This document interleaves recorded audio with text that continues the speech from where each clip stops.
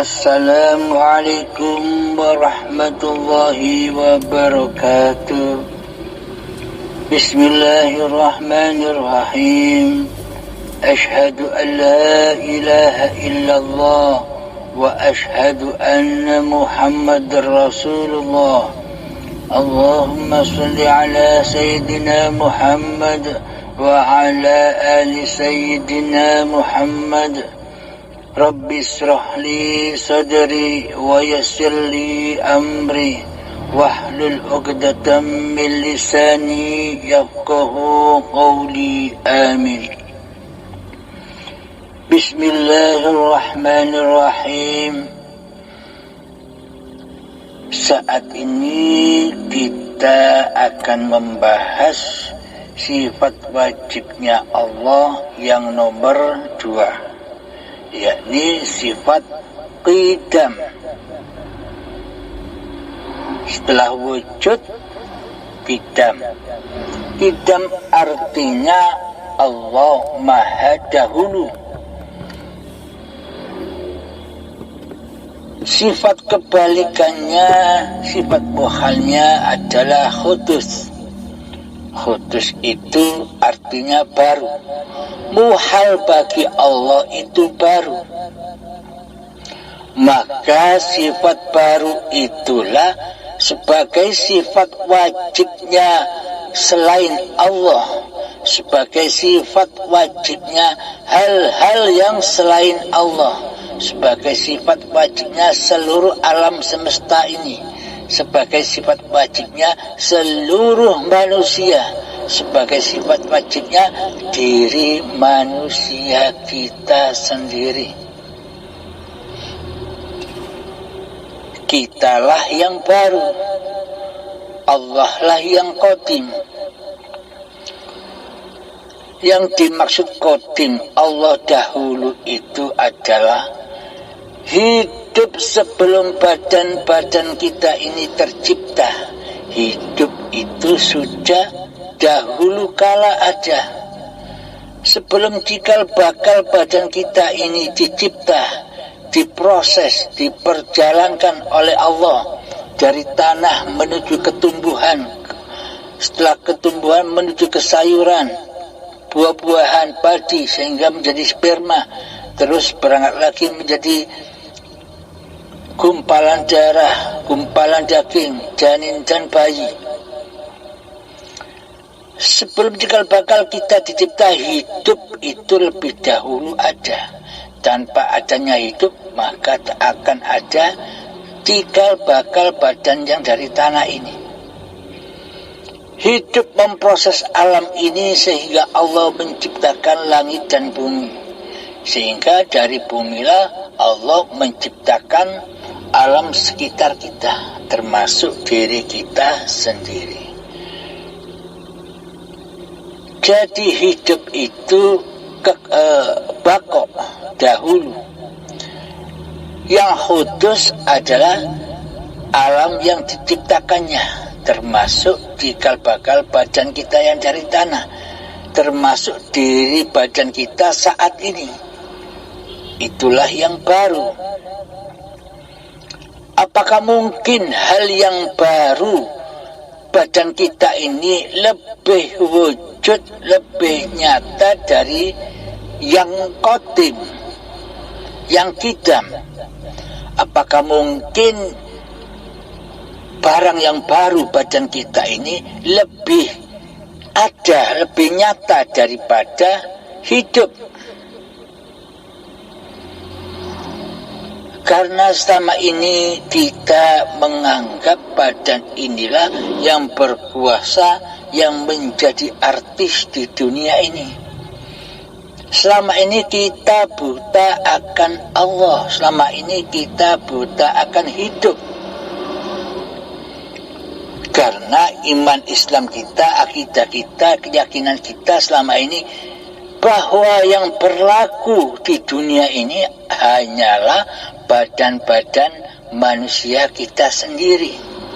Sedangkan Allah, sedangkan hidup di kita gaibkan selama ini perannya. Kita hanya bisa menyaksikan peran-peran badan kita. Kita hanya bisa menyaksikan peran-peran hawa nafsu kita sendiri. Kita lalai, kita buta akan peran-peran hayatullah di dalam badan ini. Karena selama ini mata hati kita buta, tertutupi oleh hawa nafsu kita sendiri, keakuan kita sendiri, nama manusia kita sendiri di hati kita. Selagi di hati kita ada nama kita, ada manusia kita, ada wujud badan kita yang berkuasa atas segala kehendak daya upaya yang dikerjakan badan, maka selama itu pula kita buta akan Allah. Kita buta memandang wajah Allah. Kita buta akan merasakan hayatullah sebagai penguasa tindak tanduknya badan kita. Jika badan kita sudah mati, maksudnya ketika keyakinan kita, ketika iman kita hanya masih tertaut hanya kepada badan, ini dikatakan badan yang mati, jiwa yang mati. Jika badan kita sudah mati, jika badan kita meninggalkan yang kidam, jika kita masih buta akan hidup hayatullah, jika kita meninggalkan Allah di hati kita, maka seluruh amal laku dan ibadah kita yang kita lakukan selama ini tak akan ada maknanya dan tak akan ada artinya di sisi Allah.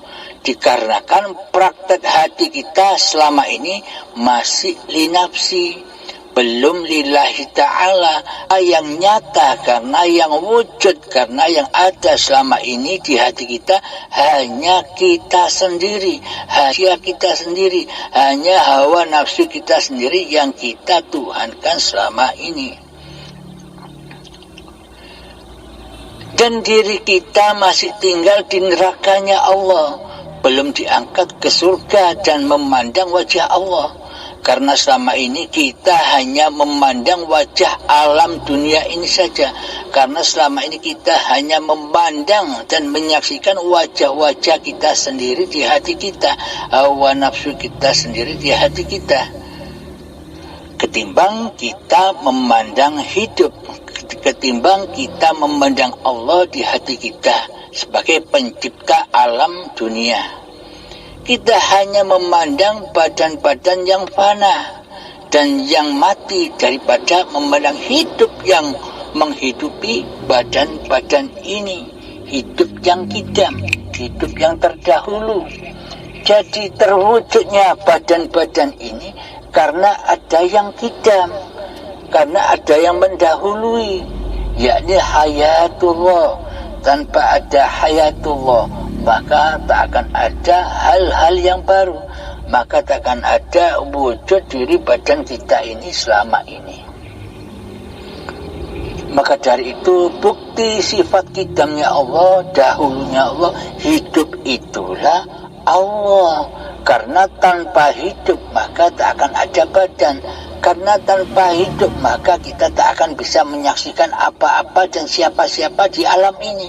Dengan adanya yang kidam, dengan adanya yang dahulu, yakni hidup yang menghidupi badan ini, maka kita bisa menyaksikan alam semesta ini. Maka kita bisa mengerjakan apa-apa yang badan berbuat. Dengan al-kidam, dengan al-qadim, dengan al-hayat, kita bisa makan, kita bisa minum, kita bisa bekerja, kita bisa sholat, kita bisa ibadah, kita bisa sholawatan, kita bisa membaca subhanallah, walhamdulillah, wala ilaha illallah, wallahu akbar. Semuanya karena hidup itulah yang mengucap, hidup itulah yang tahu, hidup itulah yang menyaksikan, bukan badan kita yang tahu dan yang menyaksikan. Tak satu pun manusia bisa berkalam apa-apa. Tak satu pun manusia bisa ingat Allah.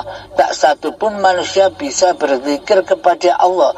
Tak satu pun manusia bisa berucap Subhanallah walhamdulillah wa la ilaha illallah wallahu akbar wa la hawla wa la quwwata illa billahil aliyil azim.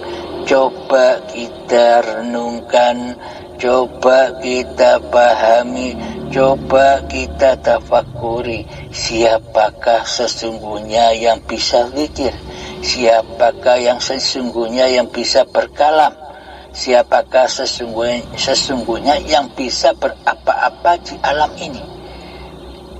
Tanpa hidup apakah mayat bisa berapa-apa? Tanpa hidup apakah mayat bisa berstatus,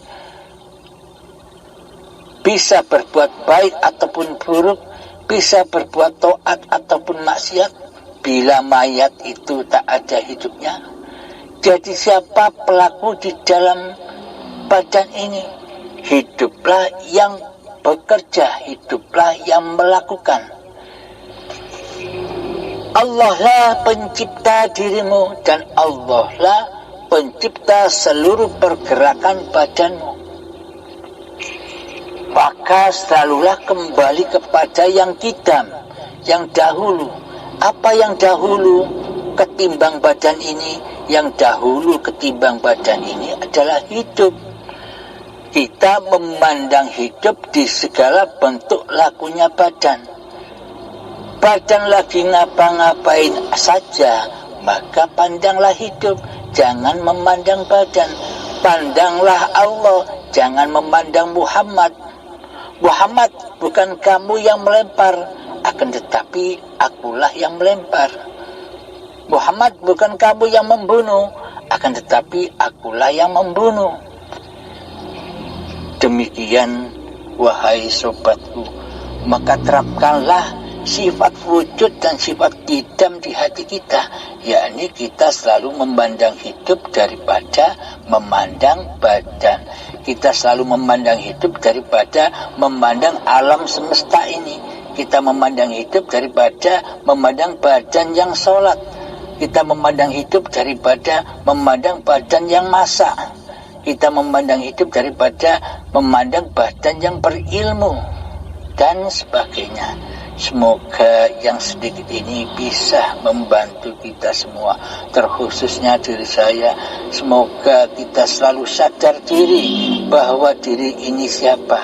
Kembalikanlah wujud dan kidam Allah kepada haknya. Dan kita manusia kembali kepada hak kemanusiaan kita, yakni ketiadaan. Yang ada hanya Allah. Shadaqallahul azim.